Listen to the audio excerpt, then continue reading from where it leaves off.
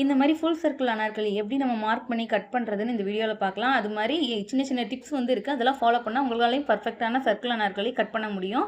Formula waist round divided by 6.28. இதுதான் நம்மளோட formula. உங்களோட வெயிஸ்ட் ரவுண்டை 6.28ஆல் டிவைட் பண்ணுங்கள். இப்போ ஃபேப்ரிக்கில் எப்படி நம்ம சர்க்கிளை வந்து மார்க் பண்ணுறதுன்னு பார்க்கலாம். க்ளோஸ் சைடில் தான் நம்ம மார்க் பண்ணணும், ஓப்பன் சைடில் மார்க் பண்ணக்கூடாது. நமக்கு கால்குலேஷனில் வந்து வெயிஸ்டோட ரவுண்ட் இருக்கு இல்லையா, அந்த மெஷர்மெண்ட்டை இப்போ நம்ம க்ளோஸ் சைடில் தான் மார்க் பண்ணணும். இப்போ எக்ஸாம்பிளுக்கு எனக்கு வந்து 5.7 வருதுன்னா அந்த 5.7 க்ளோஸ் சைடில் தான் மார்க் பண்ணணும்.